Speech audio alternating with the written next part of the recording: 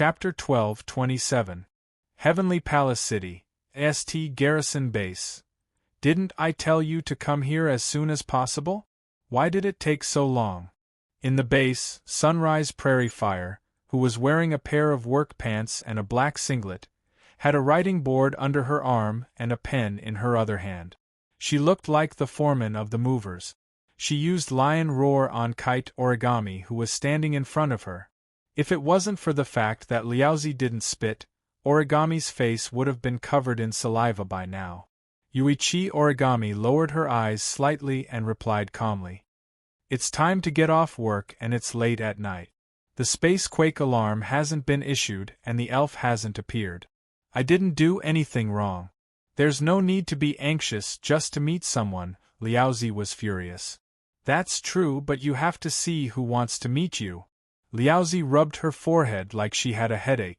Seriously? I don't know why the DM executive director wants to meet you, that's also what I want to know. Tabichi Origami raised her head and looked at Daybreak Prairie indifferently. Why is the DM executive director looking for me? Even if you ask me, I don't know.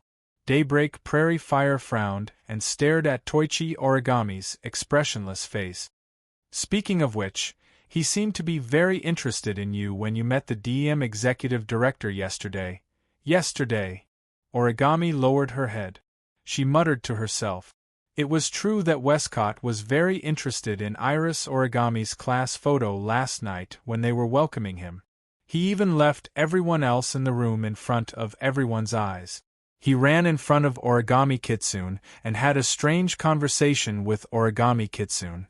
Origami thought that Westcott was just interested in the Tianyang ceremony because he had been in a high position for a long time.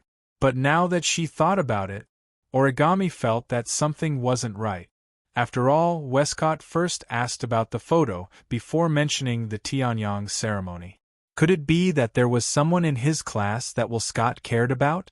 When she thought about it, the figures of those people instantly flashed through Tokichi Origami's mind, and her eyes narrowed. The DM branch was burned down by fire. The elf, who could control fire, was also in Origami's class. Yuichi Origami suspected that Scott actually knew who destroyed his branch company. He might even know that the person who destroyed his branch was not only an elf but also in her class. If that's the case, in that case, this meeting should be related to that person. Daybreak Prairie Fire, who was standing in front of Toichi Origami, rubbed his chin when he saw Toichi Origami lowering his head and pondering. It seems like you have some idea why the executive director is looking for you. I'm not sure. Origami didn't boast. But I have a clue, I see. Liaozi nodded and immediately changed the topic. He smiled and patted Origami Kitsune's shoulder. Don't think about it too much. Maybe they have taken a fancy to your ability and want you to join the DEM company. Join the DM company? Origami Kitsune was slightly startled. She lowered her head again and murmured. If that's the case, is it possible to defeat the elf? Huh. Origami's murmur was very soft. However, Liaozi still heard it.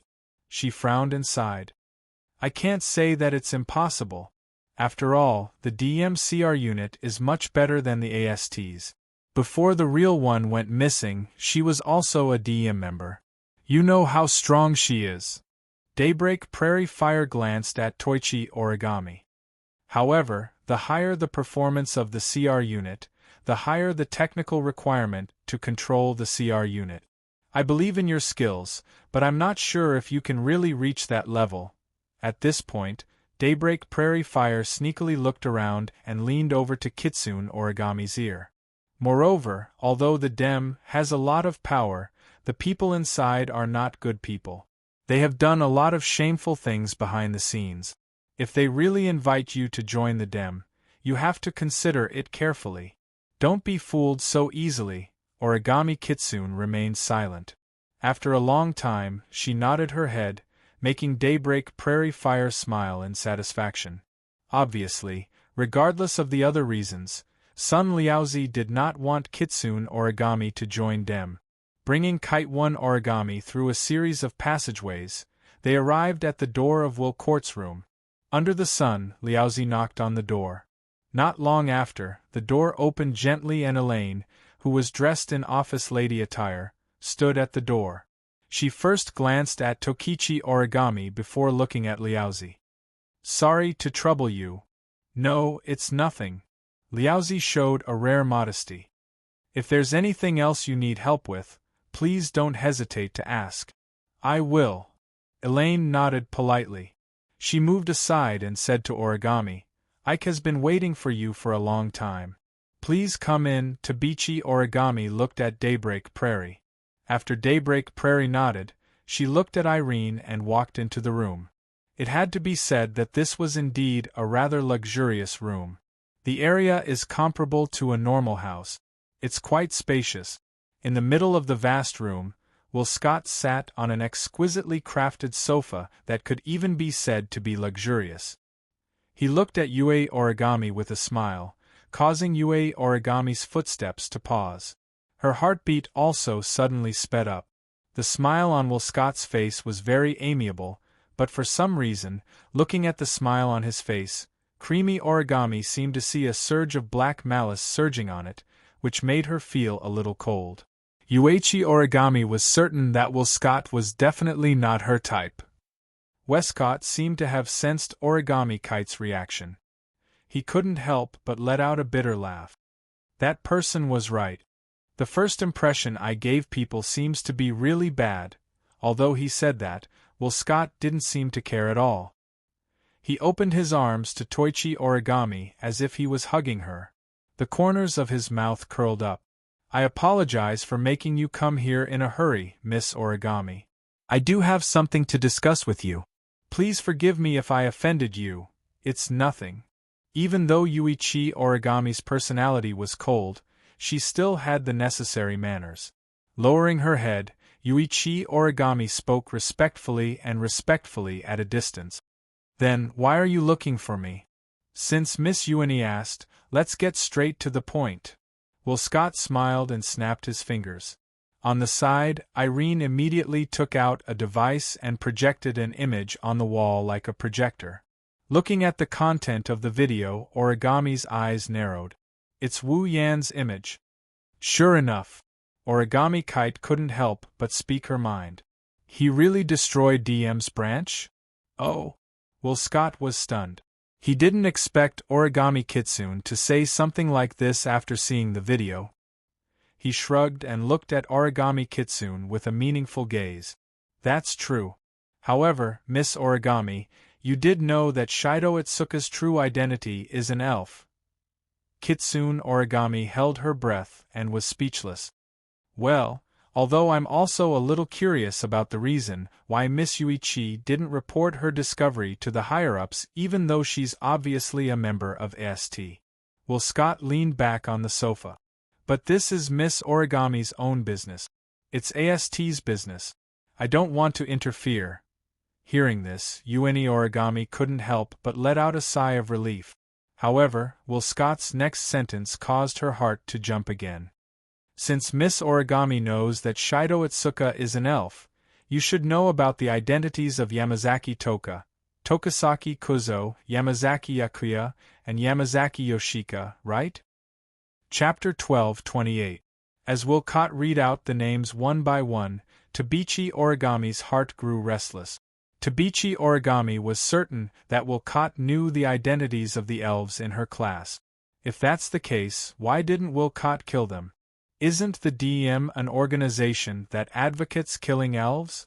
Although the handling of the spacequake and the response to the elves were the responsibility of a certain army of each country, these elven armies were only ahead in terms of numbers compared to the DM. Some of them couldn't even be ahead in terms of numbers. In addition to the special nature and status of the Dem, there were many examples of countries asking for help from the Dem or Dem intervening in the affairs of the elves. Now that they know the elves' identities and locations, why didn't they send people to kill them? Moreover, the elves that destroyed their branch company were among the elves. Yuichi Origami was puzzled, and he couldn't figure out what Will Scott meant. At that moment, he might as well confess. "Yes. Tabichi Origami nodded. I know. Yusuker Toka, Tokasaki Kuzo, Yusuker Yagia, Yusuker Yushien, and Itsuka Shido are all elves. Will Scott stared at the expressionless Tabichi Origami and suddenly smiled. Just as Origami thought Westcott would ask her why she didn't report this matter to the higher-ups of AST, Westcott raised such a question instead. If that's the case, your parents died at the hands of elves. You hate elves so much. Why are you still able to live a normal high school life with them? Yuichi Origami raised her head abruptly. Her gaze shot towards Will Scott like lightning. You investigated me? I just want to have a better conversation with Miss Ueni. Facing Ueni Origami's questioning, Lin Fan said. Wilcott's expression didn't change at all. Instead, he admitted it openly. Moreover, it doesn't seem like it's that hard to find out. Yuichi Origami took a deep breath. This time, there was no longer any respect in his eyes when he looked at Will Scott. It was just like what Liaozi had said. Not a single person in the DM is a good person.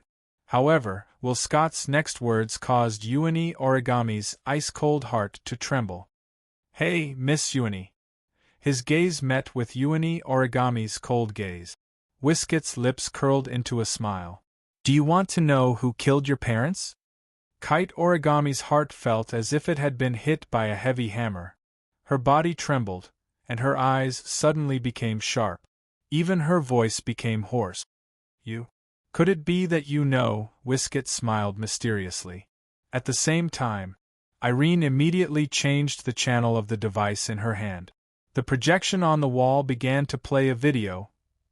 The quality of the video was not good. It could even be said that it was very poor. The resolution was rough, and the location of the shot was very blurry. Moreover, it was not shot from the beginning. It started halfway through and was intermittent. The first scene of the video playing on the wall was the Heavenly Palace city shrouded in fire. Then, the image switched to a corner. Some figures appeared inside. Ueni Origami's eyes widened when she saw the figures in the video. Dad. Mom, yes, the figures in the video were Ueni Origami's parents. However, the figures did not appear for long before they were hit by a beam of fire from the sky. Together with the ground, a deep hole was created. Ueni Origami clenched her fists, and her breathing became slightly rapid. Seeing her parents die in front of her again, that kind of pain is definitely intense. However, this is not the only reason why Ueni Origami's breathing became rapid. Another reason is because in the video there is a blurry black figure in the air. Just now, it was this blurry black figure that shot out a beam of fire and killed Ueni Origami's parents. The video ended there, but the matter is far from over. Irene operated the device in her hand and pressed a button. The blurry black figure suddenly expanded rapidly. Soon, the black figure's true face was exposed in front of Ueni Origami's eyes.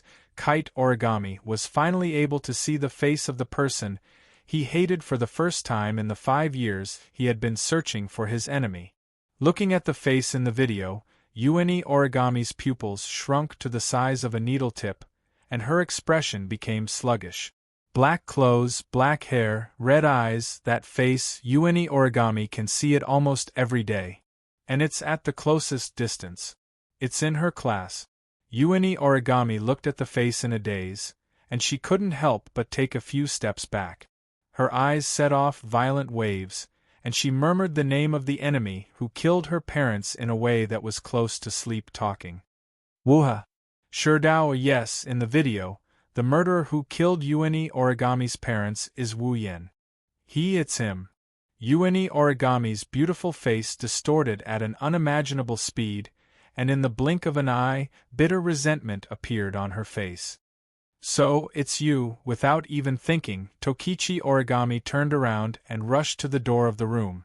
Irene seemed to have predicted Ueni Origami's actions, and her body moved slightly to the side, blocking Ueni Origami's path. She pressed down with her hand, and Ueni Origami felt her body sink, as if a mountain fell on her shoulder, and with a bang, she fell to the ground. What are you doing? Ueni Origami glared at Irene, and desperately struggled to get up. Let me go! Don't waste your energy. Irene coldly glanced at Ueni Origami. My Turde Tori is the most precise magician. Even if you have CR unit, you won't be able to break free. Let me go. Ueni Origami didn't listen to anything, she only knows how to struggle. Irene frowned and Will Scott sighed. Miss Ueni, even if I let you go now, do you think you can take revenge? Since you know his identity, you should also know that he isn't someone you can defeat, right? Even if that's the case. Ueni Origami bit her lips, her face filled with resentment. Even if that's the case, I still have to go. Don't worry, Miss Ueni. Will Scott stood up and walked up to Ueni Origami. He looked down at her, and a smile slowly appeared on his face. I have the latest CR unit here, and I also have a way to greatly increase your power. I believe you'll be satisfied. Hearing this, Yuichi Origami stopped its meaningless struggle and raised its head to look at Will Scott. What do you mean? I mean, I have the ability to help you take revenge. Will Scott narrowed his eyes. You can only take revenge with my help. Help? Ueni Origami's expression changed. You're helping me? Why? Why? Will Scott was surprised. Aren't the elves our common enemy? Do you need to ask why I'm helping you deal with the elves? Origami Kitsune looked straight at Westcott, trying to find any sign of lying on his face. However, Westcott was still full of smiles as he continued to explain to himself. You should know that your former comrade, Yunya Shina, is also a member of DM. She's younger than you, but she has the power to rival the elves. If Miss Ueni is willing, I can provide you with the latest and most suitable CR unit unconditionally, and I'll also help you with mana processing for free. After the mana processing, your control over the CR unit will reach the limit of your body.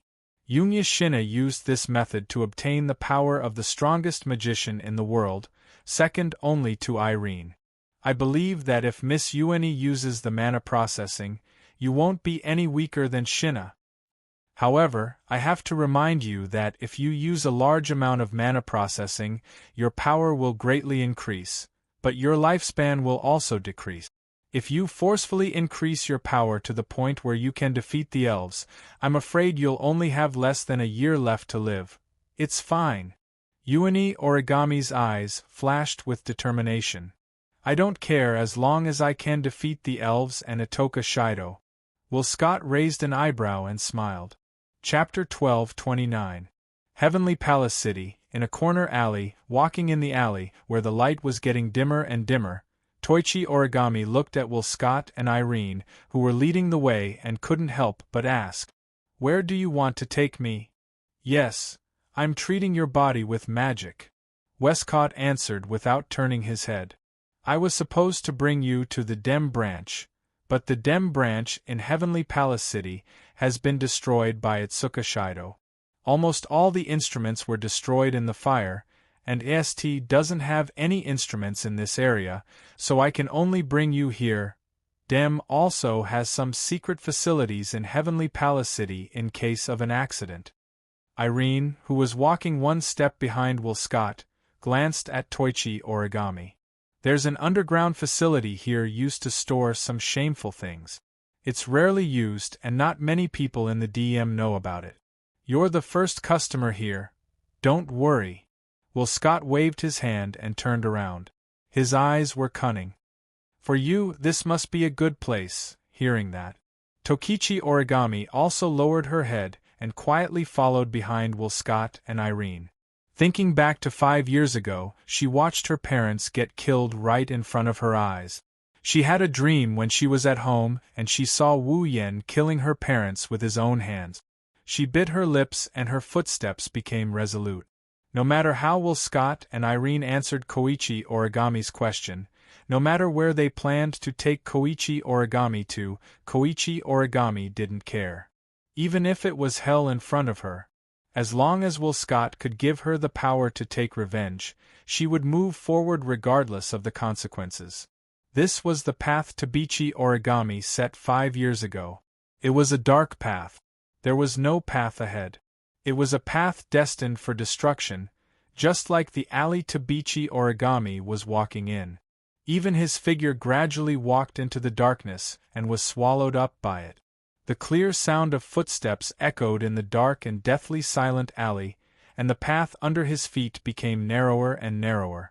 After walking for nearly 15 minutes, there was still no end. However, in the endless alleyway, Will Scott and Irene stopped abruptly when they arrived at a certain spot. They turned around and looked at the wall beside them. "This is it, right?" Will Scott scratched his head, confusion written all over his face. It was apparent that for a person like him, who could cover the sky with one hand in the DM, it was already pretty good that he could remember the approximate location of a small secret facility. On the other hand, Irene was certain. Yes. Lifting her feet, she walked forward. She began to feel around on the smooth and somewhat dirty wall that was covered with moss. After a while, she stopped. In her hand, a trace of green light flashed and disappeared. "This is..." Toichi Origami, who clearly saw this scene, was stunned. A little surprise appeared in her eyes. "Terde Tori?" "Yes, that's right." Irene nodded. In DEM, some of the secret places and important places are usually opened with the records of the Terde Tori as the key. After all, it's the human brain that controls the Terde Tori. Everyone's control of the Terde Tori is different, so the same brain doesn't exist. It's safer than any method of identification. As she spoke, she kept changing the precision of her Tori. The frequency of her Tori fluctuated in a unique way until a green light flashed on the wall. She stopped what she was doing. Kacha, the sound of an ancient door opening faintly rang out. Immediately, the wall in front of Irene slid open like an automatic door, revealing a pitch-black hole. Irene quietly retreated and signaled to Westcott. Westcott chuckled and walked in with Irene. Tabichi Origami followed them indifferently. After the three of them walked in, the door closed automatically with a kacha sound. Some lights turned on automatically and illuminated everything inside.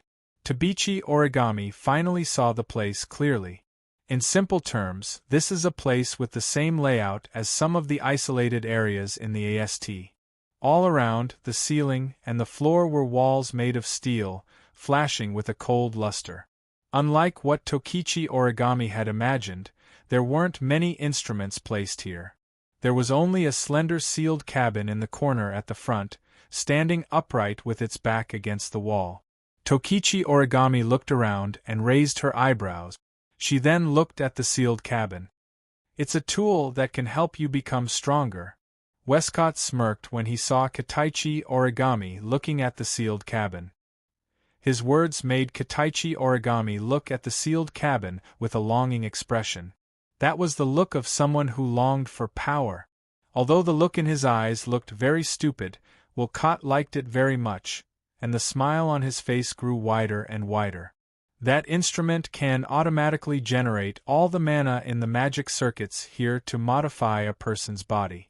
It can make a magician exceed the norm. Westcott explained with a leisurely expression. Originally, an outstanding magician would have to use a perfect and gentle method to process magic, but that would take too long, so the DEM developed this kind of instrument. Although its modification is a little harsh, it can greatly reduce the time required. You know the price of reducing the time required. Westcott looked at Tabichi Origami's pretty face and smiled. Of course, if you want to use a gentle method, it can be done in about 5 years. No need. Tabichi Origami said coldly, "I'll just use it." Westcott shrugged nonchalantly and made an inviting gesture in the direction of the sealed cabin. "Once you enter the cabin, it will automatically activate." Hearing Westcott's words, Yuichi Origami didn't hesitate at all. She lifted her foot and walked towards the sealed cabin resolutely. She pressed the button on the side. After the door of the sealed cabin was opened, she stepped in resolutely and laid down in the sealed cabin. Looking at the door of the sealed cabin slowly descending, Toichi Origami felt as if a figure surrounded by flames had appeared in front of his eyes.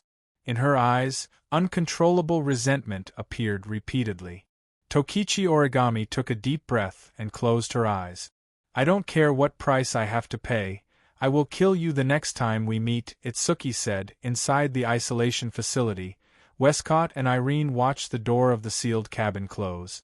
They were speechless when they saw that the cabin was filled with dense magic power and unknown liquid. What? Westcott was the first to break the silence. Don't you want to ask something? Yes. Although I know Ike must have his reasons, there's something I don't understand. Irene stared at the sealed cabin in front of her. She stared at the origami kite that was bathed in liquid and magic. At least, I don't think Tabichi Origami is good enough to defeat that man. Even if she used a stronger mana treatment method than Shina, mana treatment will consume a lot of lifespan and cost a lot. However, it's also the fastest way to gain power. But even after using magic, there were good and bad effects. It all depended on whether the target's talent was good or bad. If it was bad, one might pay a painful price in the end and end up with nothing. If it was good, for example, Shina, who was much younger than Elaine, was only slightly weaker than her. In Elaine's opinion, a nameless girl from AST, even if she was magically enhanced, would only be able to compete with the real deal. There was no way Elaine would be able to compete with her, let alone the man who defeated her. Irene didn't understand why Westcott would spend so much effort to modify Tabichi Origami. A person's feelings are a wonderful thing, Irene, Wilcote said meaningfully. She might not be able to surpass you in the end, but she might be able to achieve better results than you. Chapter 12:30. In the early morning, there's still a hint of coldness in the air. Dawn had just broken, and there were still a few stars in the light blue sky that hadn't fallen yet. In the morning light, the green trees were shining brightly, waiting for the lingering sunlight to linger around them. At some point in time, the brilliant rising sun dyed half of the sky red, sprinkling soft colors among the clouds. In Heavenly Palace City, some light smoke floated out of the windows of every house. Every household was preparing breakfast, causing the air to be filled with a veil-like mist, making it seem a little lively. In Wu He's house, Shoujo should have gotten up at this time and started to make breakfast. However, because Shoujo, Kurumi, and Xiang were busy until very late last night for the night sacrifice, the three of them directly stayed in a nearby classmate's house last night and didn't come back. Yono had gone out with Ling Yin for the night, and Kotori had stayed in Fraxinus last night. That was why Itsuka's house was unusually quiet today. There wasn't even a single sound coming from the window, let alone smoke. As for the members who stayed at home last night, they didn't wake up until 3 o'clock in the morning. The sunlight shone directly on the glass of the window, refracting an abnormally dazzling light. It happened to reflect on the bed in the room, and also on the three figures entangled with each other in an extremely ambiguous position. The seductive spring scenery that leaked out from the quilt was exposed to the air. Wu Yan's eyelids twitched in his sleep. He slowly opened his sleepy eyes and subconsciously stretched out his hands to support himself. In the end, he only managed to press his hands on two soft and plump breasts. Wu Yan's mind was still a bit hazy when he felt the soft touch on his palms. After a moment of silence, he slowly lowered his head. Then, two white jade-like bodies appeared in his field of vision. They're imprinted in his eyes. He looked at the two beautiful bodies in his arms. Wu Yan covered his forehead with his hand. It took him a while to remember what happened last night. I ate Yeju Shi and Shi Xian. Wu Yan bitterly smiled and shook his head. But no matter how you look at it, the bitter smile on his face is a euphemism. He's almost beaming with joy. Wu! Who knows if it's because of the noise? A soft moan echoed. It made Wu Yan's bones go limp. It was Shi Xian who was lying on Wu Yan's left. Her long eyelashes fluttered for a while. She slowly opened her eyes. She looked at Wu Yan with a confused gaze. She looked at him for a bit before she completely woke up, her silver eyes were wide open. Yo! Wu Yan's lips curled up when he saw Shi Xian's eyes. Morning. Shi Xian blinked. She first looked at Wu Yan, then looked at Yeju Shi who was lying beside her, and finally looked at herself. Her delicate face instantly turned red. She pulled up the blanket and covered her head, not daring to see anyone. Seeing Shi Xian's actions, Wu Yan couldn't help but laugh. He pulled the blanket and teased her. What's wrong? Are you feeling shy now? However, the voice that came from the blanket made Wu Yan's teasing expression freeze. Shame and anger, Shi Xian has become impure. She was eaten by a beast, she can't get married anymore. Beast. Beast. Wu Yan's expression turned into one of excitement. I admit that I was a bit tough last night, but what beast? Isn't that too exaggerated? Shi Xian was silent for a while under the blanket, then she replied. Crying, Shi Xian didn't mean that Master acted like a beast, but acted like a beast. Acted? Wow, Yeju Shi and Shi Xian were together last night. Shi Xian's body wriggled under the blanket. Not long after, Wu Yan felt a soft little hand grab his important part. Master was not only very energetic last night, he's also very energetic now. He's like a beast with unsatisfied desires. Ahahaha. Wu Yan's expression became complicated. He felt comfortable and unnatural at the same time. Feeling Shi Xian's soft little hand, he couldn't help but laugh.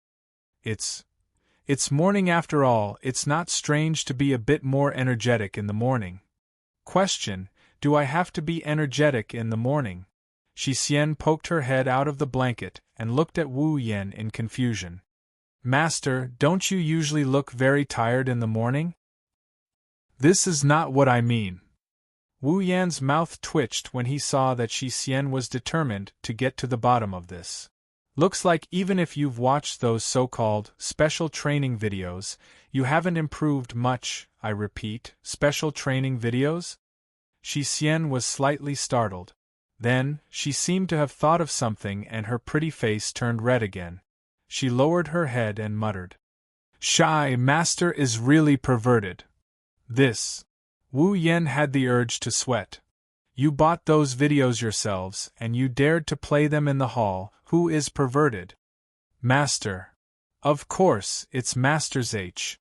Yu Xian glanced at the blushing Yagia on the other side of Wu Yan. Yagia looked at Wu Yan with a hint of envy and jealousy. Shi Xian aside, Master bullied Yeju Shi last night while Shi Xian was on the phone with Mei Jiu. You also enjoyed Yeju Shi's beautiful body that seemed like it would break if you hugged her. You tore her clothes and took away her purity. I'm so envious of you. I hate you. First of all, I didn't tear Yeju Shi's clothes. Second of all, you definitely said you were envious. Wu Yan held his head as if he had a headache. Shi Xian, could it be that you want to learn from Mei Jiu and be attracted to both men and women? Mei Jiu. Shi Xian shivered, obvious disgust appeared on her face. Blame? Master, please don't compare Mei Jiu to Shi Xian. Shi Xian would never become like that. In other words, your woman is only limited to Yeju Shi. Wu Yan shook his head with a smile. How sly, the man isn't satisfied yet. After saying that, Wu Yan's hand slowly slid down Shi Xian's body, covering her extremely plump and round breasts and squeezing. Wu! The redness on Shi Xian's pretty face became even more intense. Her face continued to lower and lower. The blurriness from last night's madness was once again revealed, filling her alluring silver eyes. Looking at Shi Xian panting with her mouth slightly open, Wu Yan's heart burned. He licked his dry lips and lowered his head, sucking on Shi Xian's earlobe. Ah! Shi Xian blushed when her ear was attacked. She raised her head and involuntarily let out a soft cry. Wu Yan could clearly feel that the delicate body lying in his arms was starting to twist. Wu Yan's lips curled into a smirk. He looked at Shi Xian's voluptuous body with a scorching gaze. Shi Xian shuddered and she had a bad feeling about this. Alert! Shi Xian tightened her grip on the blanket, pursed her lips, and stared at Wu Yan. Master, what do you want to do? What do I want to do? Wu Yan's hand continued to move. When he met Shi Xian's gaze, he did not hide the heat in his eyes. Of course, I want to do everything. Ugh! Shi Xian's face was bright red, and she began to squirm. Warning, it's already morning. Shi Xian. Shi Xian can't do it. How can you say that? Wu Yan grinned. His hand under the blanket suddenly reached for Shi Xian's most important part. Didn't I tell you? It's because it's morning that I'm so energetic. Begging for mercy won't do. Sensing Wu Yan's actions, Shi Xian struggled to get up. However, she did not know that this would stimulate Wu Yan. Ignoring Shi Xian's resistance, Wu Yan flipped his body and pressed Shi Xian under his body. Then, he forced her to turn around. Her hands were on the bed, and her back was facing him. Then, Wu Yan held her slender waist with both hands. His body slowly moved forward. Ugh! Following a muffled groan, Shi Xian, who had her back facing Wu Yan, suppressed her breath and moaned. Her moans were accompanied by an indescribable heat ripple. They once again resounded in the room. Chapter 1231. Heavenly Palace City, Wu He's home. Shi Xian was sitting on the sofa in the middle of the hall. Wu Yan was lying on her lap, using her as a pillow to enjoy the pleasant morning. Lying on Shi Xian's smooth thighs, Wu Yan narrowed his eyes. His face was full of enjoyment. From time to time, he would open his mouth and put the breakfast that Shi Xian brought into his mouth. As he chewed, he sighed. If I could have this kind of treatment every morning, it might not be bad to wake up early. Wu Yan raised his eyelids. In the next moment, a half-squinted and listless face appeared in front of him. However, it was difficult to control the faint smile on the corner of her mouth. He could not help but laugh. Shi Xian's pretty face turned slightly red. She turned her head away, not daring to look into Wu Yan's eyes. Seeing this scene, Wu Yan laughed even more happily. His gaze was also fixed on Shi Xian's face. His heart was in turmoil. It had to be said that even if one did not look at Shi Xian's voluptuous figure, just looking at her appearance was already very shocking. She definitely would not lose to any of the girls that Wu Yan knew.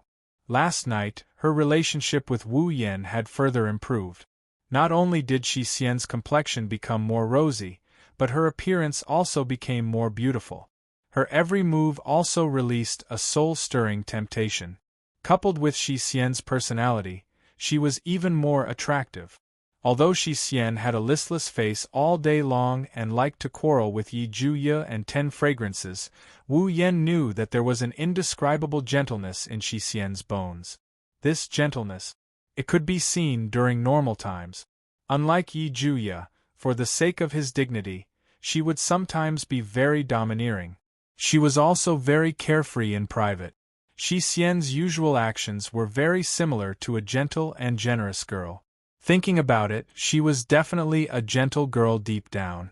And this point was now proven by Shi Xian's attentive feeding actions. Looking at Shi Xian's beautiful rosy face, Wu Yan heaved a sigh of relief. He felt slightly regretful in his heart. If Wu Yan had known that eating Shi Xian could make her protect him so gently, he would not have waited until now to eat her. Although part of the reason was because of Shiori, the Bawa sisters were always by his side. If he wanted to eat them, he could still find opportunities. However, Wu Yan didn't. He had been thinking of eating it in the future. Now, he finally regretted it a little. At this moment, the door of the hall was gently pushed open, and a figure that was more than 80% similar to Shi Xian walked out with slightly unnatural footsteps. She swept her gaze across the hall.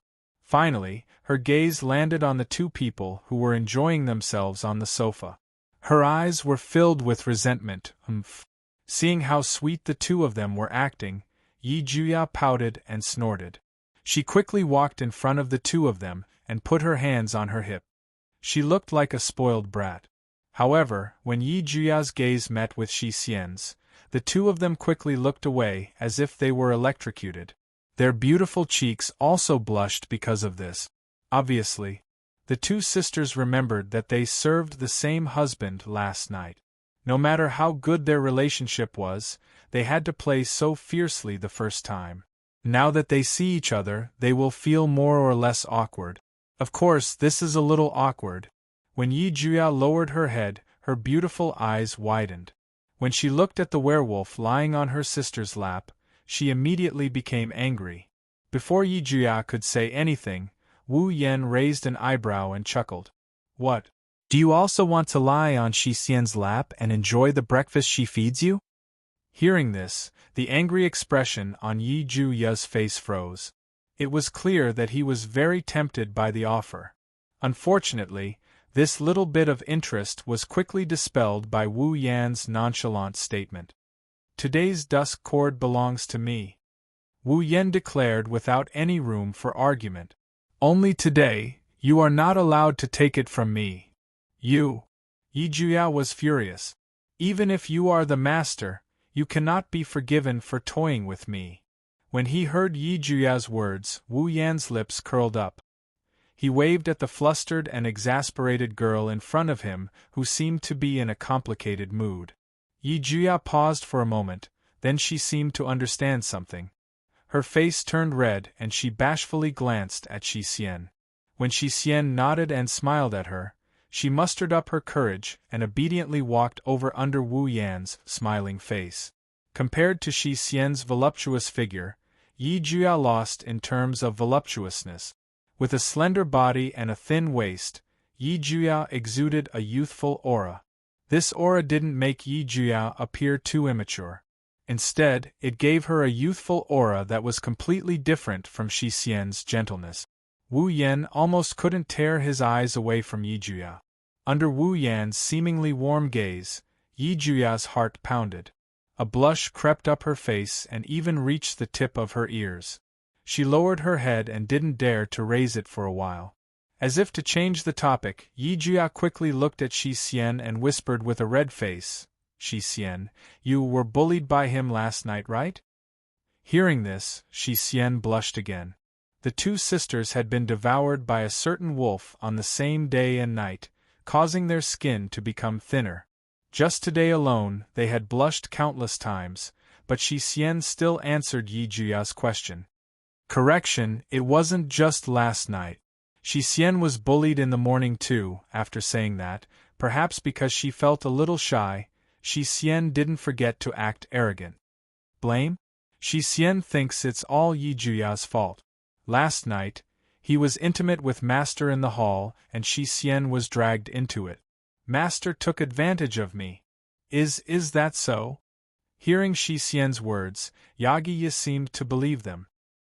His face was filled with confusion. I don't know either. Who knew Master would suddenly have an erection? He was the one who made the first move. Yes, it's Master's fault. Yi Juya raised her brows and looked at Wu Yan angrily. If Master didn't bully me last night, I wouldn't be like this. Ugh. Wu Yan was speechless. The two sisters were still trying to seduce him. They would rub his back when he was bathing or be gentle when he was sleeping. Now that it's over, they're blaming him. Although Wu Yan was the one who set the fire last night and the Bawa sisters didn't try to seduce him, Shoujo and the others weren't home. The right time, the right place, and the right people were all there. If he didn't eat them, he would be letting himself down. Well, you're so cute and considerate. Wu Yan shrugged helplessly. It's all because you're too cute. It's your fault. So cute. As Wu Yan expected, Yi Juya and Shi Xian blushed again. They stopped arguing about who was right and who was wrong. Wu Yan rolled his eyes. He was sure that the two sisters were acting so proper early in the morning because they were too shy and didn't know how to deal with situations like this. That's why they acted so unnaturally. And that was indeed the case. After the shyness and blankness in their hearts faded away, the two elf ladies returned to their normal selves. Right now, the closest person to Master is definitely us, the 8 Dance of Hurricanes. Yeju Shi crossed his arms in front of his chest and said proudly. This time, Toka and Yoshino can't fight with me and Shissien anymore. Agreed. Shissien nodded heavily. When they come back, we must mention this and declare Shissien and Yi Juya's sovereignty. Hearing this, Wu Yen, who was enjoying himself, suddenly lost his composure. Even his expression changed. That? Wu Yen coughed and smiled awkwardly. Declaring sovereignty? There's no need for that, right? Ha! The Bawa sisters were stunned for a moment before refuting. Of course there's a need for that. We need to let our kin know who's the winner. Agreed. Yi Juya and Shissien have fought Toka and Yoshino 83 times. It's time to decide who's the winner. Oh right. Isn't today the night sacrifice? Wu Yen jumped up and changed the topic when he saw how adamant the Bawa sisters were. Right now, the night sacrifice is the most important thing. We can't be late. Let's go. Wu Yen ran out of the hall. The Bawa sisters looked at each other in confusion. Chapter 1232. Heavenly Palace City, Dem Secret Facility. Standing side by side, Westcott and Irene stared at the sealed cabin in front of them. Looking at the origami kite soaked in liquid, the smile on Westcott's face was gone. Irene was no longer as cold as before. The only emotion left on their faces was solemn. Irene didn't move her eyes away from the sealed cabin. She broke the silence. This child. That's right. Westcott nodded and gave his comment. This is too shocking. An entire night had passed since the beginning of the mana processing work. Tonight, Westcott and Irene's understanding of origami kite kept changing. Finally, Westcott gave an evaluation of origami kite as too shocking. It's because of the mana treatment effect on kite origami's body. The reason why the body was processed with magic power was to improve the user's adaptability with the cryo unit. The brain region that could control the cryo unit would be stronger, and it might even be able to control the cryo unit at will or even surpass the specifications. The performance of the cryo unit would be maximized. Depending on each person's talent, the effects of the mana treatment will be different. Some of the effects will be weak while others will be extraordinary. Just like in Shinna, after the effects of her magic power processing came out, it directly made her the second in command of the Dem magicians. She was also the one with the best magical effects so far after her body had undergone magical treatment. But today, this record had been broken. The person who broke it was none other than Shinna. It was Kite Origami. Scott and Irene turned their gazes to a display screen beside the sealed cabin.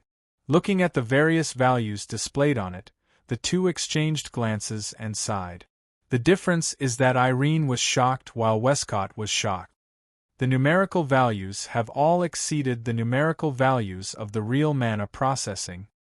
Irene looked at the origami kite in the sealed cabin with astonishment. Kite Origami's control over the CR unit is also amazing. I'm afraid she's even stronger than Shinna. However, with the magic power processing to this extent, the lifespan of the origami kite should be less than a year. If she can control the CR unit that surpasses the limit, her lifespan will be even shorter. Westcott sighed. I didn't expect her to be so talented. What a pity. Scott chose to help Kyuchi Origami because of the grudge between Wu Yen and Kyuchi Origami. If it weren't for the fact that Tabichi Origami and Wu Yen are classmates, AST members would have turned them into enemies by now. All these complicated relationships piqued Westcott's interest, and he had a plan in mind. Westcott would not help Ueni with origami. Westcott didn't expect Kite Origami to be able to absorb the effects of the CR unit to such an extent. It had to be known that although mana processing could quickly increase one's strength, the effect was determined by one's aptitude. In other words, mana processing enhanced the strength of a magician in the future and then displayed it in advance. In other words, the CR unit's effect is equivalent to the target's aptitude. Even if they don't use the CR unit, they can use gentle methods to gradually draw out Kite Origami's talent. Kite origami can reach this level. If Westcott knew kite origami had such a talent, he wouldn't have recklessly asked her to use the CR unit's lifespan reduction magic. Who knows, we might have destroyed a treasure with our own hands. Will Scott shrugged helplessly. How should I describe this feeling? It's regrettable but also pleasant. Irene glanced at Westcott. She felt powerless against his bad taste. She shook her head and looked at the screen again. Based on the current situation, if kite origami is equipped with the latest CR unit, her power will surpass Shinya's. Her final power should be several times that of Shinya's. What a nice number! Will Scott licked his lips. He looked at Origami Kite as if he was looking at a fun toy. It's a pity, but with this kind of power, Itoka Shoujo should be in a lot of trouble. After saying that, Will Scott looked at Irene and smiled meaningfully. Who knows, maybe this young lady has already surpassed you, the world's strongest magician. Hearing this, Irene did not refute, but some dissatisfaction appeared in her eyes. Clearly, Irene didn't like Will Scott's evaluation. Even if Irene had lost the title of the world's strongest, she still didn't want to lose the title of the world's strongest magician. She didn't think she would lose it either. Still, she acknowledged Kite Origami's power. Indeed, Kite Origami's power has greatly increased. With the latest CR unit, her power shouldn't be underestimated, but she shouldn't be Itoka Shoujo's match, right? Actually, I didn't think much of her strength at first. What I wanted more was to see them kill each other. Will Scott's tone was calm as he spoke of the danger. But this isn't bad either. Maybe it'll be more interesting. Lowering his head, Will Scott muttered to himself for a moment before suddenly speaking. When she comes out, give her Mordred. Wah! Irene's expression changed. Her eyes were filled with shock. Isn't that too hasty? Even if Kite Origami's power is amazing, she's not a member of Democratic. She's just a chess piece controlled by you. Is there a need to give her Mordred? It's okay, this will make things more interesting. Will Scott smiled indifferently. Anyway, Kite Origami only has less than a year left. Coupled with Mordred's superb performance, her lifespan should only be about half a year if she controls Mordred. She can just retrieve it after half a year, is that so? Irene frowned. Have you really decided? Yes.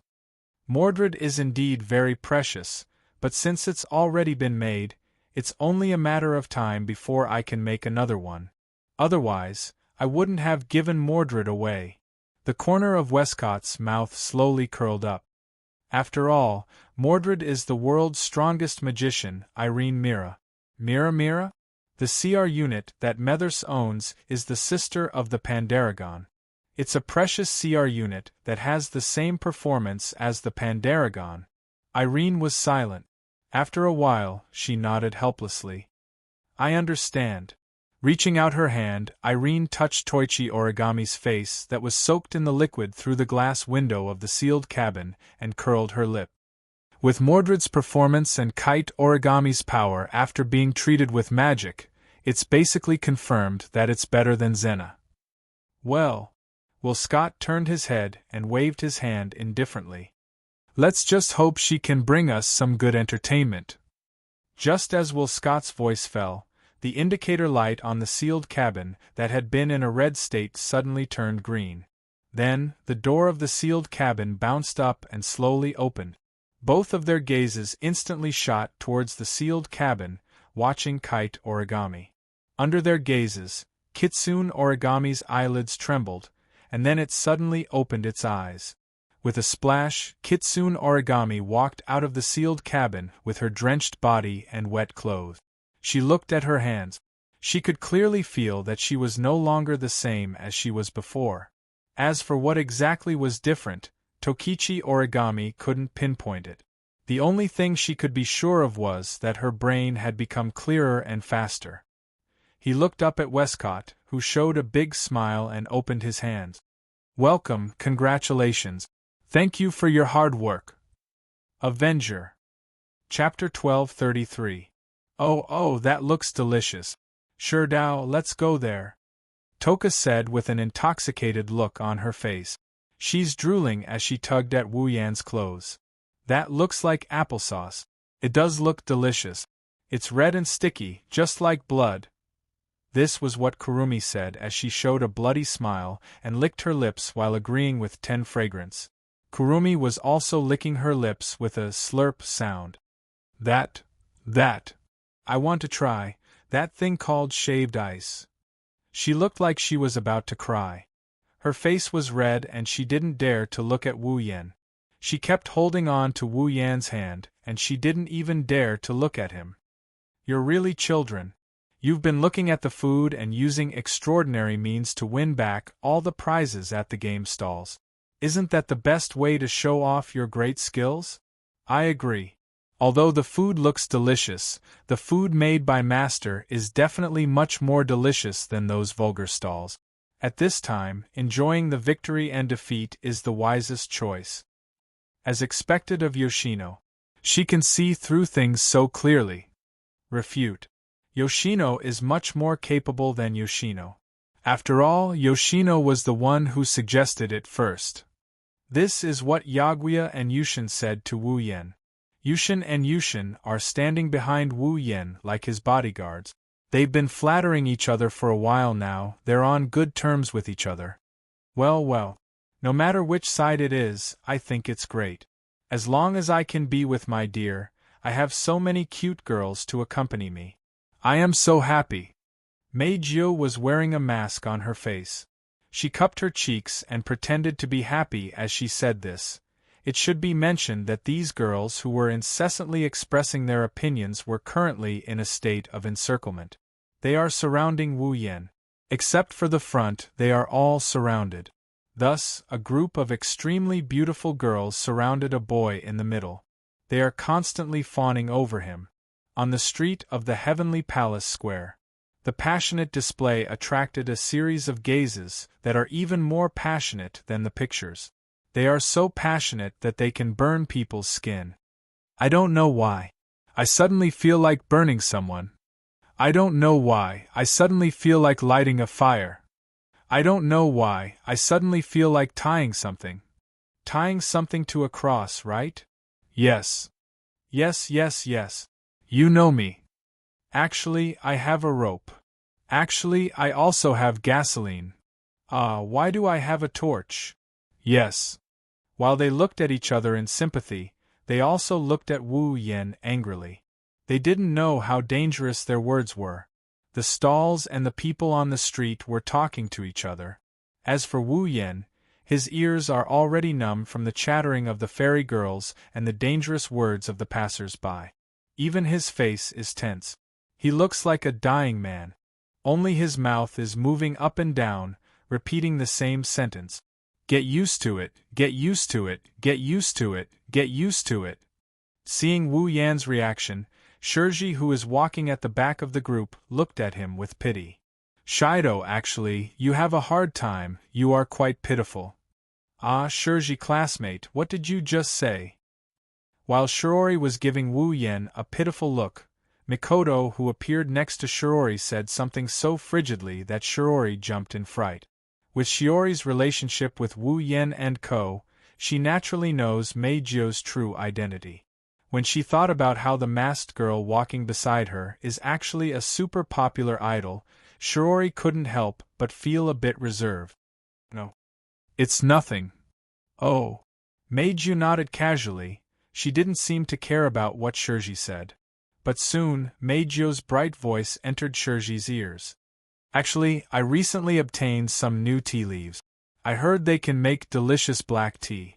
I wonder if Shoujo classmate is interested in having a drink with me? Drink.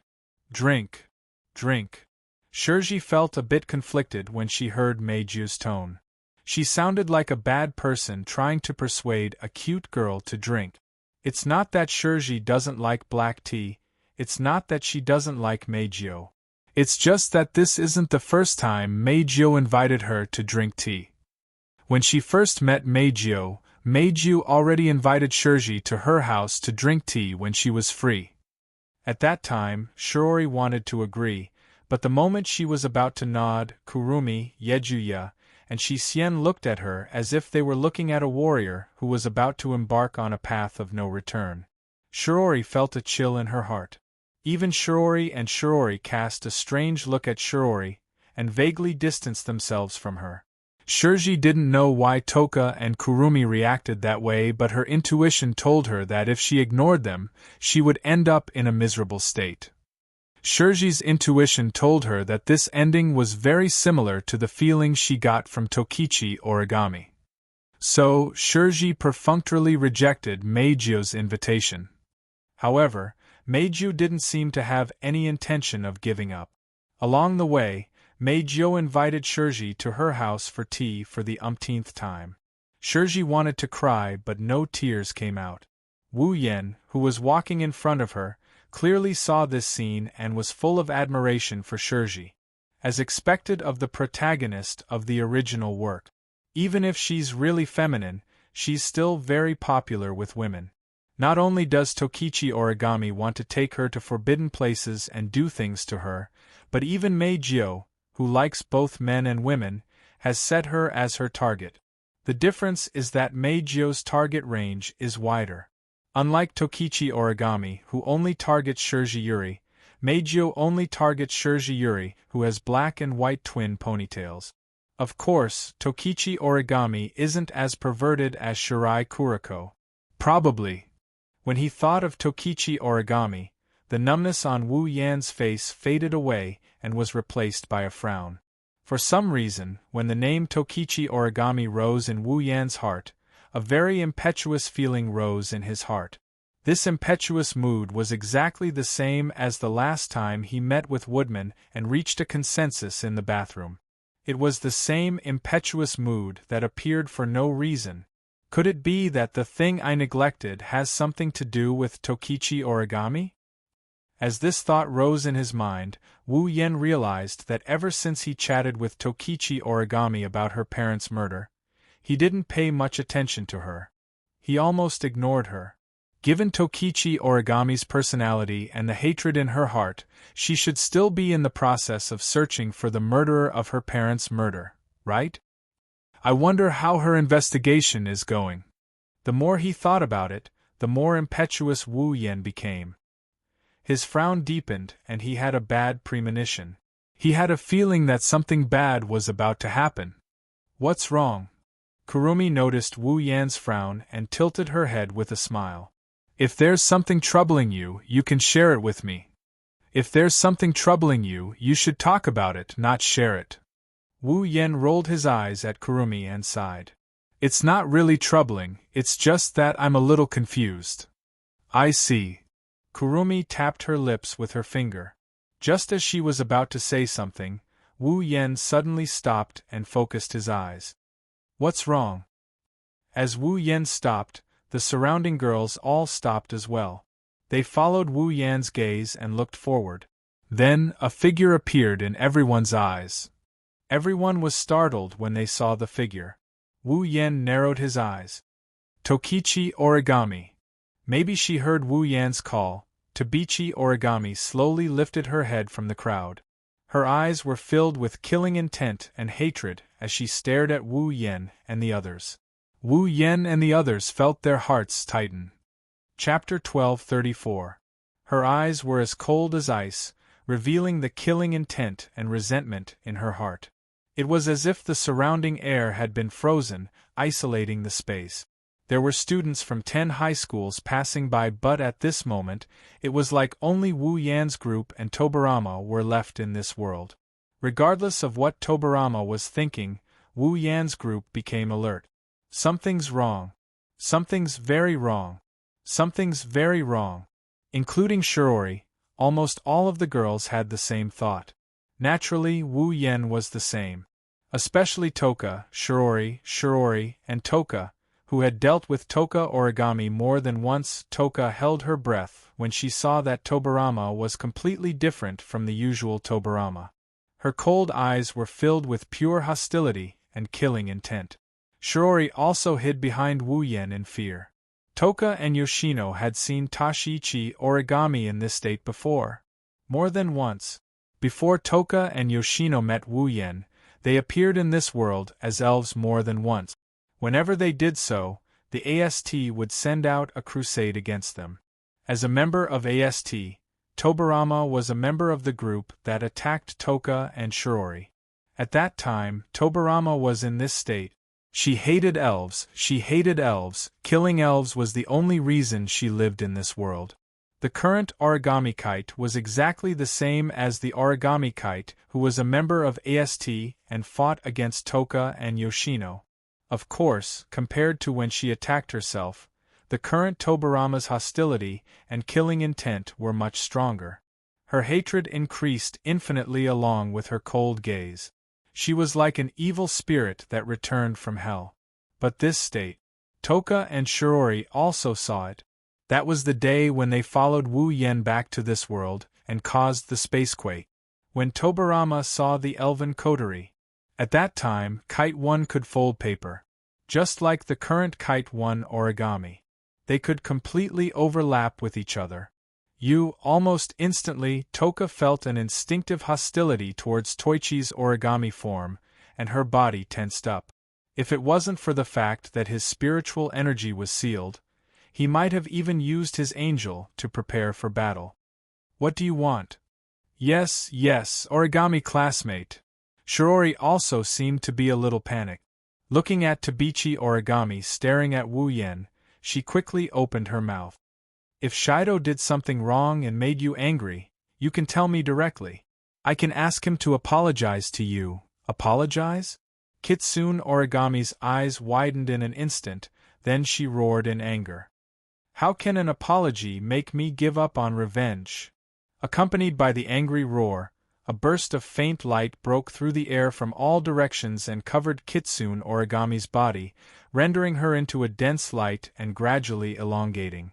When the light and shadow dimmed, Kitsune origami's appearance had completely changed.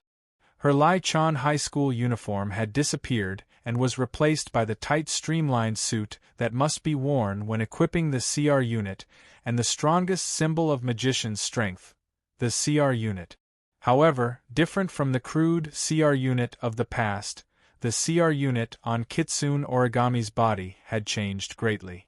The entire body was made of dark gray mechanical armor, covering Kitsune origami's limbs and scattered parts.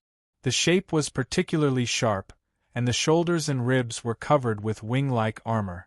On Kitsune origami's back, there was an X-shaped propulsion jet, and a huge cannon-like armament on her waist. This was the CR unit on Kitsune origami's body. What is that? On the street, the crowd who saw Kite's origami equipment with their own eyes could not help but widen their eyes. Their faces were filled with shock and bewilderment. This surreal scene had shocked all of them to the point that they were stunned on the spot. They had entered a state of stupefaction. Origami, classmate. Shirori was also shocked.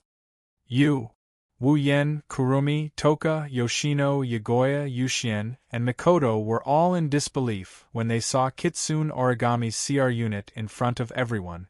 When they noticed the appearance of the CR unit on her body, their disbelief was replaced by shock. This definitely wasn't something that Kitsune origami's AST standard CR unit could compare to. Moreover, based on appearance alone, the CR unit on her body was very similar to another person's CR unit. The world's strongest magician, Irene? Mira? Messier? Kitsune origami. Wu Yen stared at Kitsune origami and said in a deep voice. Could it be that you and them, however? Kitsune origami didn't wait for Wu Yen to finish his sentence. The CR unit on her body glowed with a bright green light. It rapidly expanded and hit everyone present.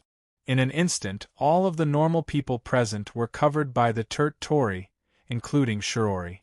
Before anyone could react, Kitsune origami extended her right hand forward. The equipment on her waist quickly expanded and turned into a heavy cannon. She held it in her hand and pointed it at Wu Yen. Wu Yan's expression changed. He quickly undid the seals on all of the elf girls present. At the same time, Kitsune origami pulled the trigger on the cannon in her hand without any hesitation. A dazzling light filled every corner of the area. A huge magical beam pierced through the air and slammed into Wu Yen at an unimaginable speed. Bang! A deafening explosion echoed throughout the square. Smoke and fire were stirred up. The powerful shockwaves spread in all directions.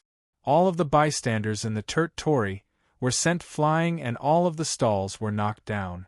It's not hard to imagine that if Kitsune Origami didn't cover the normal people present with her Tori, that attack would have killed at least 20 to 30% of the people present.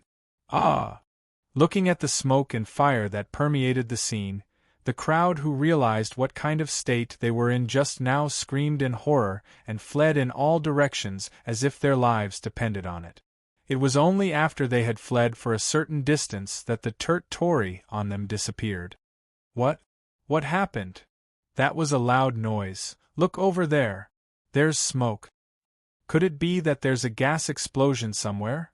With this piercing scream as the source, the Heavenly Palace Square suddenly became a mess. The crowd, who did not know what was going on, looked in the direction of the smoke and fire in surprise. Some of the more curious ones even moved in this direction. In the center of the smoke and fire, there was a hole at least 2 meters deep and 5 meters wide. There was a straight line between the hole and Kitsune Origami, proving that what happened just now was not a dream. In the middle of the hole, Wu Yen reached out with one hand. There was some light smoke and magical fluctuations coming from it. Just now, he had used this hand to block Tokichi Origami's attack.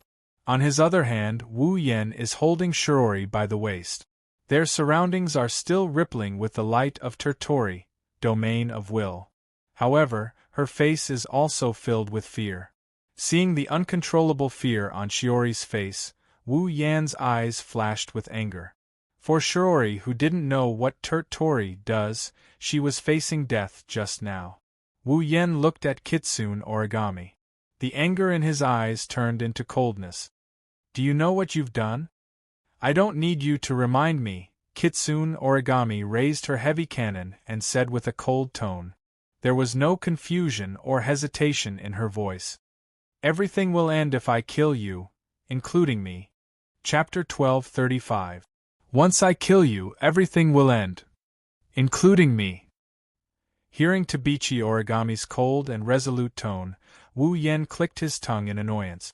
His brain started working at high speed. Why did Kuta Origami become like this? Why did Kuta Origami hate him so much and even made a declaration of self-destruction? Why was Kuta Origami equipped with a CR unit similar to Irene's form? Why did Kyuchi Origami's strength seem to have increased so much that it was comparable to an elf? These 4 questions flashed through Wu Yan's mind. They mixed with the impulsive feeling from before and occupied all of his nerve. Looking at Kuta Origami's crazy appearance and recalling all the words it just said, Wu Yan had a vague guess. Shurdao. Brother Shurdao. Lord Husband. Master. Darling. In the air, the elven girls who had disappeared from their original spot descended one by one with cheers. They had all changed into colorful spiritual equipment of different styles. Toka even held her own angel in her hand, the greatsword Sandalphon, and pointed it at Tokichi Origami from afar. Kuta Origami. How dare you hurt Shurdao? The elven girls also looked at Tokichi Origami with vigilance and anger in their eyes. You bastard! For harming my lord, you shall pay for your sins with your life. Angry. Because your actions are enough to treat you as an enemy. You want to hurt my darling? I will never agree. However, Kuta Origami's expression didn't change in the face of the elven girl's questions. It glanced at all of the elven girls present. Princess. Nightmare. Hermit. Berserker. Diva. Song girl. Its originally cold eyes became even colder as it spoke. Even the air seemed to have frozen. Other than Efreet, everyone is here? Perfect, elves don't need to exist in this world. There was no reason for it to exist. It would be best if I could kill him myself. Era. Beside him, Kwang-san covered her mouth and laughed. Her eyes were filled with cruelty. Did your confidence increase to this extent just because you got something from them? Do you think you can defeat us with that cold thing on your body? We have more than one elf on our side. They might not take turns to fight with you. Hearing this, Tokichi Origami lowered her head. After a moment of silence, he raised his head abruptly and stared intently at Wu Yen. A monstrous hatred immediately surged into her expressionless face. As long as I can kill you, it doesn't matter. You? Toka glared at Toichi Origami. Just as she was about to say something, Wu Yen stopped her. Wu Yen handed Shiori, who had fallen asleep at some point, to Toka. He also stared at Toka Origami and spoke to Toka and the others. Take good care of Shiori and the surroundings. Don't let ordinary people barge in. Shiori! Seeing the unconscious Shiori, Toka hurriedly hugged her. The anger in her eyes was replaced by worry. What happened to Shiori? Don't worry, I just used a hypnotic magic on her and erased her memory. Wu Yen replied without turning his head. Kotori tried her best to keep Shiori out of the mess between the elves and magicians. It's best if Shiori doesn't know about what happened today. Also, the students who witnessed everything at the scene, a few of you, come out and ask Kotori to erase their memories. What about you? Meijio asked anxiously. Do you want to? There are some things I need to figure out. Wu Yen interrupted Meijio with a smile. You don't have to worry about me. I won't be in trouble. Kotori, on the other hand, I haven't been able to get in touch with her since the beginning. Her communication with Fraxinus seems to have been cut off. Something must have happened over there.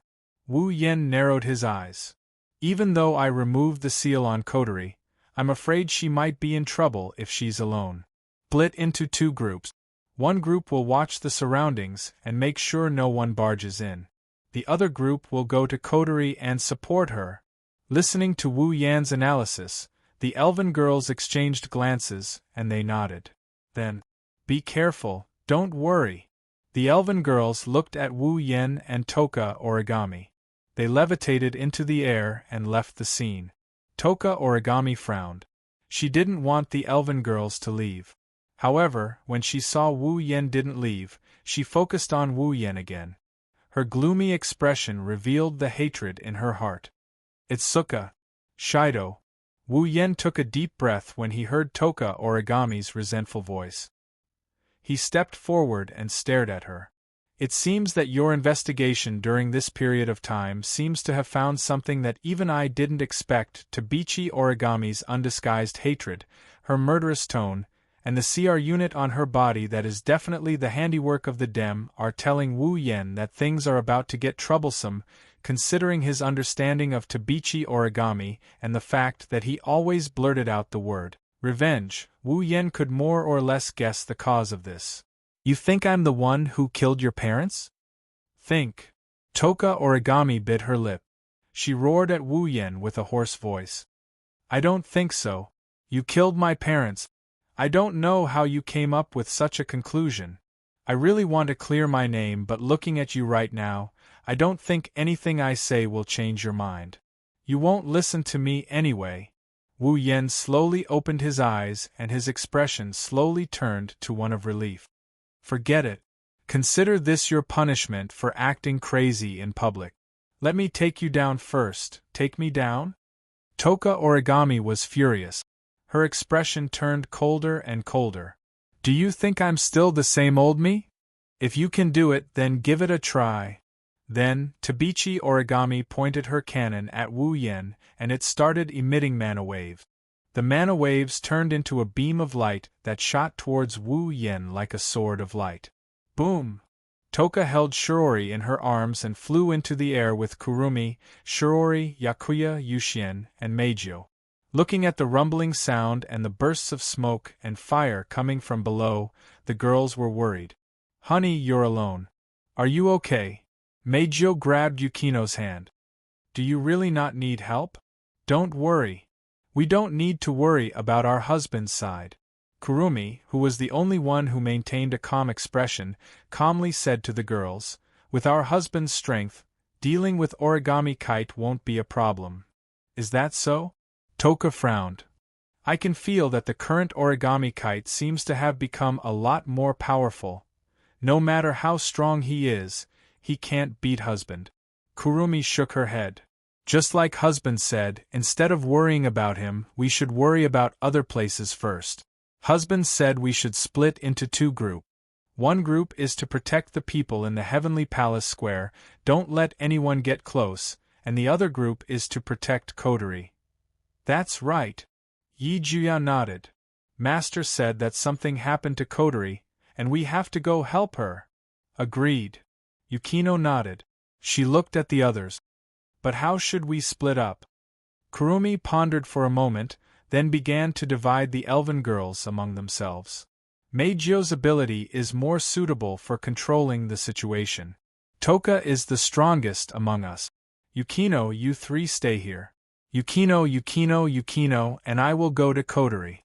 The group of elven girls also pondered for a moment before nodding their heads in agreement. Chapter 1236. In the sky above Tengu City, Fraxinus. Phew. Kotori was wearing a military uniform with a jacket draped over her shoulders. She finished her work and leaned back in her chair, exhausted. After pulling an all-nighter, Kotori finally finished sorting out the list of the display devices that were being manufactured and sent it back to Ratatosker's headquarters. Next, all he had to do was wait for the HQ to create the display device, according to the order and arrangement on the list. Then, the main purpose of returning to this world would be achieved. "Well," Kotori pouted and muttered. "Let's hope that those fellows won't throw away their words like water and go back on their words at the last minute. They're the higher-ups, I don't think that's possible." Shina was playing chess with you while replying to Kotori in a bored tone. "Even if it's a DM, the promises made by the higher-ups still have to be fulfilled. Otherwise, it will definitely be very troublesome if the subordinates lose confidence in themselves. After all, the higher-ups are not all standing on the same line. If that's the case, the round table should be the same, right? You took advantage of the time Shina was talking to take down a chess piece. Otherwise, the commander wouldn't look like he just swallowed a fly every time he contacted them. I don't care what the headquarters say. We'll follow the commander's orders without question." Kanazuki Kuhei jumped up and down as if he was on steroid. "The members of Ratatosker are gathered because of the commander. Ratatosker is what we are today because of the commander." "You gathered because of Kotori?" Jena couldn't help but look at Kotori, who was holding the jewel in her mouth, and asked in surprise. "Did Kotori create Ratatosker all by herself?" "Nah. That's not it," Rain answered Shina with dark circles under her eyes. "Every member of the round table participated in the creation of Ratatosker, but everyone in Ratatosker is a fan of Kotori. Without Kotori, Ratatosker wouldn't exist." "I see." Shina nodded in realization. She sighed. "She's so popular. Kotori has her own aura. Many people like her." Ling Yin replied before looking at Yu. "But didn't you transfer from the headquarters to support Kotori's brother? Is it okay for you to talk bad about the higher-ups from the headquarters?" "No problem. No problem." Yu waved her hand at Rain without looking away from the chessboard. "Compared to the headquarters, I prefer Ratatosker. I agreed to the transfer because I couldn't stand some of the things happening in the headquarters. I like Ratatosker, the leader's not only strong, but he's also very friendly. Moreover, his affinity is very high. I am very willing to follow him. If he wants me to go back now, I might not go back. No matter which organization it is, and no matter whether their intentions are good or bad, as long as they have a bit of power, infighting is inevitable," Zhen Na said in a mature tone. "I didn't expect you to be a member of the headquarters, Yu." When the higher-ups heard that there's a person in Ratatoskr who possesses a magical item that can seal the spiritual power of elves and has a power that's comparable to the elves, they all came up with a wicked idea. Not only did they ask me to help, but they also asked me to keep an eye on him. Night Moon did not hide anything and directly betrayed her former superiors. Now, I don't contact them anymore. They've probably forgotten about me. I wish they would forget about me. Coterie pursed her lips again on the platform. They've been coming here all day to ask about the sealed elves' current situation, yet they never ask about the seals. Instead, they're constantly asking questions about the elves' powers and conditions before the seals, and they even want to invite the elves to meet them. Do they think that no one knows what they're doing? I must tell on them at the Round Table Conference next time. Ratatoskr's members laughed kindly when they heard Coterie's complaint. At this moment, a red warning light flashed on the big screen in the command room, and a sharp alarm echoed throughout the command room. What's going on? Coterie furrowed her brows. What's going on? Commander! A member of Ratatoskr tapped on the keyboard of the instrument in front of him swiftly and reported in astonishment. There's a powerful magic reaction near the fairies in the Sky Palace Square. There's a magic reaction near the fairies? Everyone present was shocked. They stopped what they were doing and stood up. Coterie hurriedly gave the order. Show me the captured images. Yes, Commander. Suddenly, there was a sound of typing on the keyboard in the command room. As the sound rang out, the big screen in the command room instantly reflected the scene in the Heavenly Palace Square. Then, the crowd saw something in a corner of the Heavenly Palace Square. Thick flames and smoke were rising, and explosions were happening one after another, one by one. People ran out of the Heavenly Palace Square in a panic. It was a mess. At the corner of the battlefield, Tabichi Origami, who was wearing Pandaragon's sister mech, Mordred, fired her cannons at Wu Yen, who was holding up a magic barrier. Tabichi Origami? Coterie looked at the screen in shock. Why is she equipped with that thing? Why is she attacking Oniai-chan? Is that really AST's Tabichi Origami? Ling Yin exclaimed as she looked at the numbers displayed on the screen below the commander's desk. What a shocking number! It's on a completely different level from what she's shown so far. It's even higher than Shina's. Toichi Origami. Shina frowned and stared at Toichi Origami's figure on the big screen. To be more precise, he was staring at the CR unit on Toichi Origami's body. He lowered his voice. Why is she equipped with Dem's CR unit? Dem? Everyone in the command room was shocked again. Coterie's expression also turned ugly. Is that the CR unit for Dem? Of course. I would never mistake a Dem's CR unit for something like that. Shina nodded. Although I've never seen the type of CR unit on Tokichi Origami's body, Irene, Mira, Mether's special CR unit is very similar to this one. It's definitely the work of the Dem. That's right. We have nothing to do with Origami Kyuichi. Her excellent CR unit is not something that EST can provide. Other than the Dem providing it, there is no other possibility. But why did she attack Brother? Coterie couldn't figure out the reason. She shook her head and didn't care about it anymore. She didn't know what happened between Dem and Tabichi Origami. She also didn't know what happened between Tabichi Origami and her Oniai-chan. However, she was fighting Oniai-chan. Since that's the case, Tabichi Origami is the enemy. Coterie waved her hand. Start the engines. Full speed ahead. Target 15,000 meters above Heavenly Palace Square. Yes! The members of Ratatoskr responded in unison. They began to operate the Fraxinus. The originally faint engine sound gradually became louder and louder. They turned the ship towards the direction of the Heavenly Palace Square. Suddenly, boom!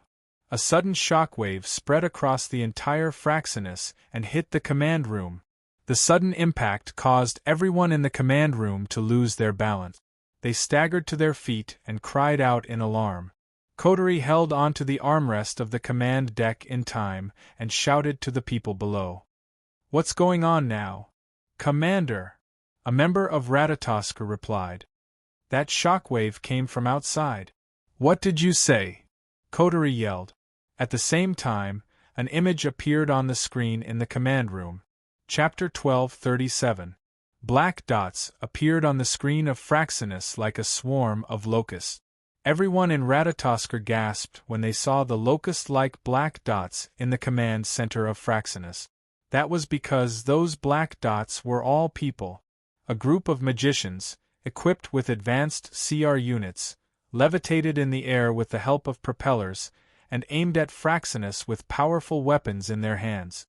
This formation, this posture, in the command room, Shinya looked at the magicians on the big screen expressionlessly, and a glint flashed in his eyes. How nostalgic, tisk. Coterie clenched her teeth. Damn, huh? I can't believe they came to us at this time. They're as cunning as ever. Tabichi Origami is fighting Wu Yen with the DM's CR unit. Of all the times the DM arrived, even if Coterie is an idiot, she can guess the relationship between the two. However, Coterie didn't understand why Dem wanted to find Ratatoskr. Was it purely to destroy the enemy's airship? That might be the case, but Coterie had a feeling. Dem's goal was definitely not that simple. After all, Dem's branch company had been destroyed, and it wasn't easy to provide support to the magicians of Dem and repair, update, and equip them with equipment. Under such circumstances, it wasn't unreasonable for the magicians of Dem to gather together and come looking for them. However, it was also because of this. This proved that Dem's goal wasn't simple. It wasn't as simple as destroying a mere airship. On top of that, Fraxinus was able to blend into the surroundings by manipulating the Turt Tori to create an invisible camouflage. It wouldn't be discovered. They wanted the camouflage to work. They had to keep Fraxinus in a stationary state. Once it sailed, the surroundings would distort and it would be discovered. However, it was obviously impossible for the Dem formation to rely on this to discover it. Fraxinus was attacked from the outside. That attack must have been done by the magicians of the DM. If they wanted to attack a flying ship, the magicians of the DM would have to focus all their firepower and attack together. However, as soon as Fraxinus turned the ship around, the attack came. It was obvious that the magician knew the location of Fraxinus from the very beginning. This also proved that the Dem was coming for them. Tabichi Origami was probably just a trap to stall Wu Yen and the others. At this thought, Coterie slapped the armrest of the platform in frustration. At this moment, a series of sirens sounded in the command room, which almost ignited her anger. What's going on this time? This. A member of Ratatoskr who was in charge of alarms smiled bitterly. There's a message. It's a message from Dem. A message? Shina, Yeue, and the others immediately turned to Coterie. Coterie also frowned in surprise and waved her hand. Connect it. Yes, ma'am. At the same time, a window popped up on the big screen in the command room. In the window, there was a girl with light blonde hair and purple pupils. Her face was cold and her eyes were filled with absolute confidence. Her lips curled up slightly, instantly bringing an invisible pressure to everyone present. It's you! Shina exclaimed. Coterie's red eyes narrowed. She looked at the girl on the screen with displeasure. I was wondering who it was. So it's you, Irene? Mira? Messier? Irene? Mira? Methers? The members of Ratatoskr who were sitting in the command room widened their eyes in shock. The strongest magician in the world, Irene? She's a human with power comparable to or even surpassing the elves. Mira? Messier? She's her. On the big screen, Irene's eyebrows twitched slightly as she watched the scene unfold. The smile on her face gradually disappeared. As expected of Ratatoskr. Even though you're only a small organization compared to Dem, you've gathered enough information about me. Let me give you some recognition. After saying that, Irene glanced at Coterie, then at Shina, and her eyes narrowed. So you're here as well? Traitor. Oh? You don't seem to be very surprised. Zhen's face was filled with obvious disgust. Did you already know that I've joined Ratatoskr? That's why I don't understand your stupid decision. Irene raised her chin. Even in the Dem, you are the only one who is inferior to me. The Dem is much stronger than Ratatoskr. Why did you choose to betray us? You talk about betrayal every time you open your mouth. How annoying! Zhen sneered disdainfully. I can't think of a reason to stay in an organization that would do anything to another person's body. I should be the one who was betrayed. Hearing this, Irene's face sank. So you already know about this matter. No wonder. Since that's the case, don't think that I will show mercy. After saying that, Irene ignored Shinna and turned to look at Kotori. You must be Kotori? She's different from your brother. She's a cute girl. Forget about the compliments, I'm not happy at all. Kotori mocked without holding back. Instead of listening to your compliments, I'm more interested in how you guys found Fraxinus. Did the Dem already develop a device that can block the camouflage effect? I'm sorry, Irene replied expressionlessly. We were only able to find your location because we asked all the magicians here to launch the Turt Tori and check the sky above the entire Heavenly Palace city. For this, we spent a whole night, so you're here for us? Kotori snorted coldly. Even the base has been destroyed, yet he still chose to make a move. Well, Scott isn't a very rational person. Ike just seized a rare opportunity. This time, Irene's expression turned cold.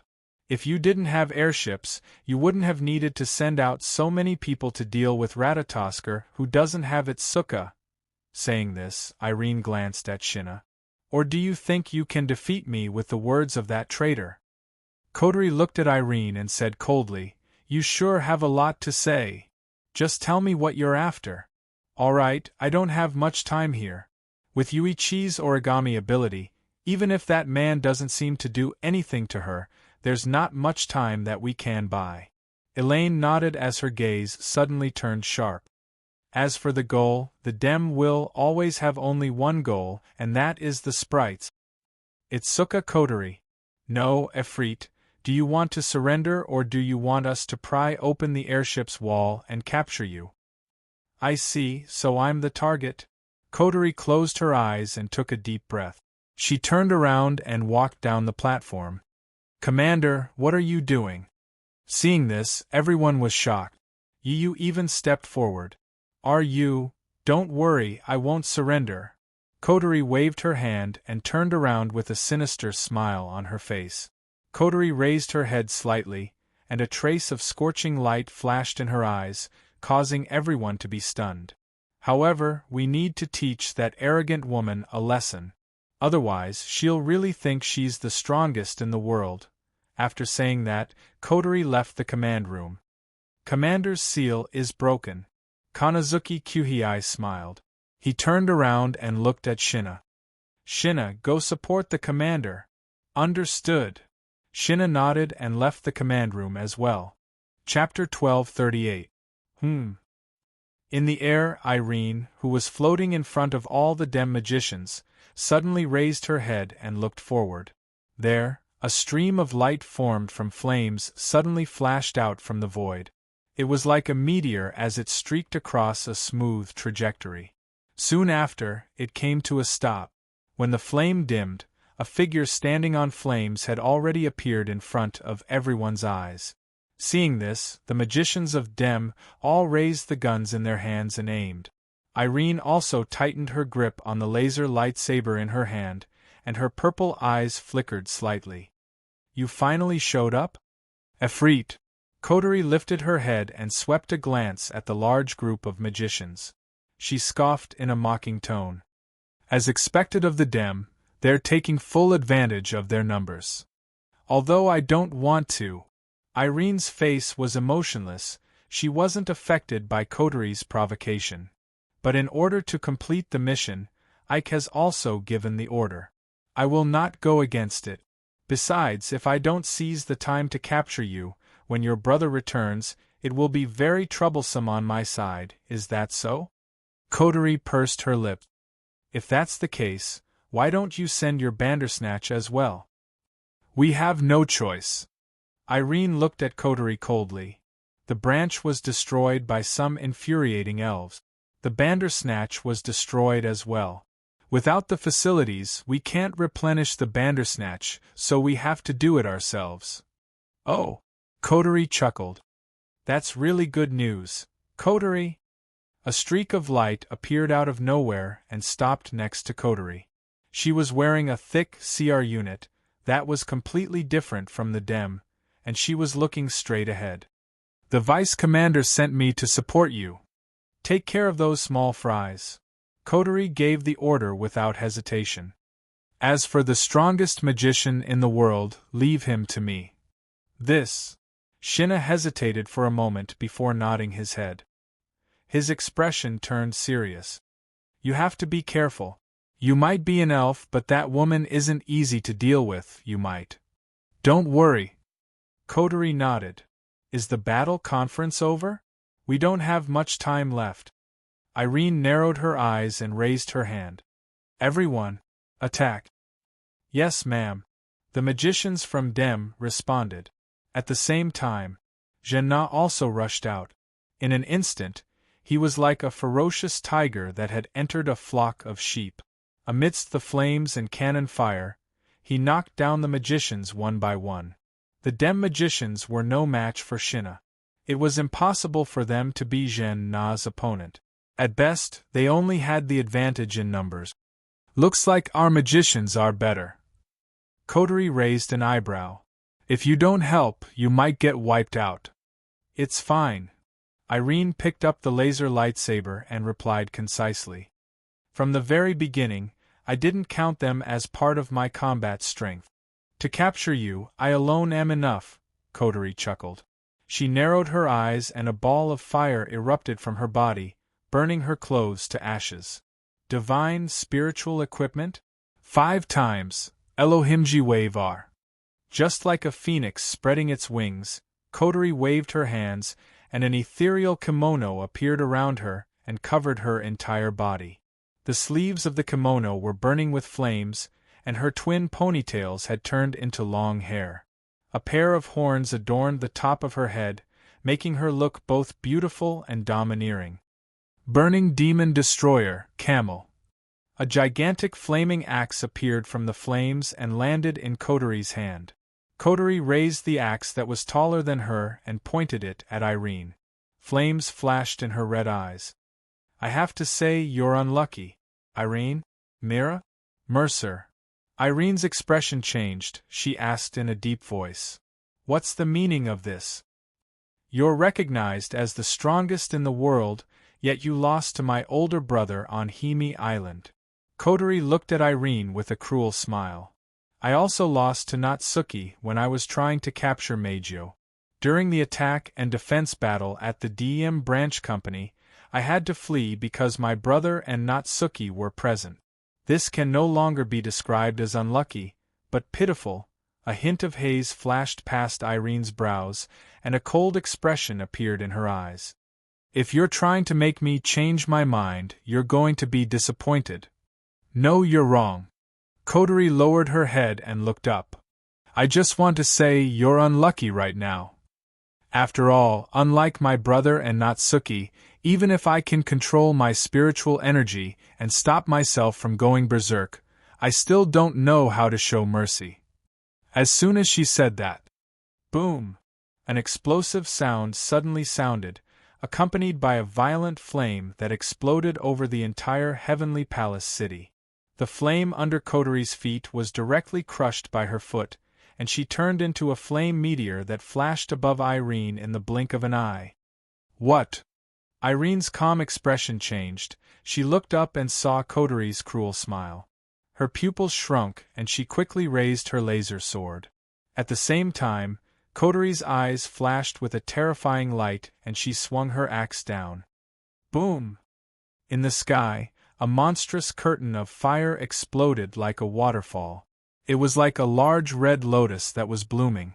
Together with a deafening roar, It broke through the clouds and swept out in all directions with strong waves of wind and fire. The curtain of fire spread at an extremely fast speed, and it didn't take long for it to expand to a range of a few hundred meters.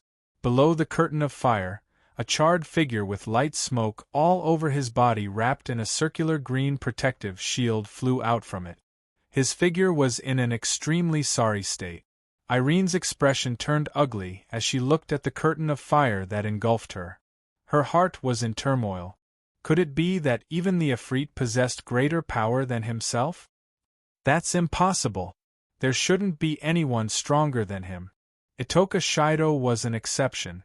Natsuki Minamiya was Itoka Shoujo's angel, so it was reasonable for her to be stronger than him. But now, how could there be an elf stronger than him? Irene recalled what Wu Yen said to her after her battle with Wu Yen on Haimai Island. Perhaps you were once the strongest in the world. But now, in this world, although there are less than 5 existences who can defeat you, there are indeed some who can. You are no longer the strongest in the world. Irene's heart shuddered at this thought and her expression turned even uglier. Damn it! As she flew downwards, she stretched out her hand. The next moment, a heavy cannon extended from under her armpit and was held in her hand. Pierce through! Irene yelled, and a beam of pure mana shot out like a sword of light. It destroyed the curtain of fire in the sky and shot towards Kotori. But when the fire curtain was pushed away and light severance was shot towards Kotori, Kotori had already grabbed onto a heavy cannon that was surrounded by flowing flames and refilling its muzzle.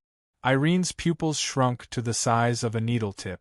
Flames flashed in Kotori's eyes, and she curled her lips into a cruel smile. Burning Demon Destroyer, Camel, Cannon, Megiddo. In response to Kotori's call, the flames that shrunk into the muzzle of the heavy cannon condensed into a beam of fire. The beam broke through the air and crashed into the remaining flames even more violently than the light magic interruption before crashing into the light magic interruption. Pung! In less than a second, light break collapsed. Then, the beam of fire shot towards Irene and landed on her body in front of her shocked eyes. Boom! In the distance, Kurumi, Yaguya, and Shissien had just arrived at the scene. The scene of the fireball hitting Irene was imprinted in their eyes. Seeing Irene falling down like a plane, the 3 of them looked at each other and smiled. Era. Kurumi shrugged. Looks like we don't have to do anything.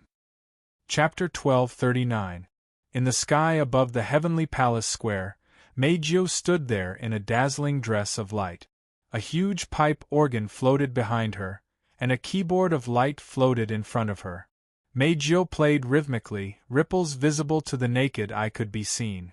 Beautiful syllables undulated back and forth in this space, forming a beautiful song.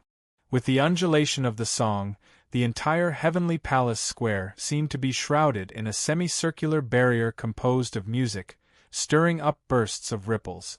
With this layer of sound wave barrier, everyone who heard Meijio's music would be controlled by Meijio. They would leave the heavenly palace square directly according to Meijio's order of do not approach. After they were a certain distance away, they would return to normal and forget what happened in the heavenly palace square.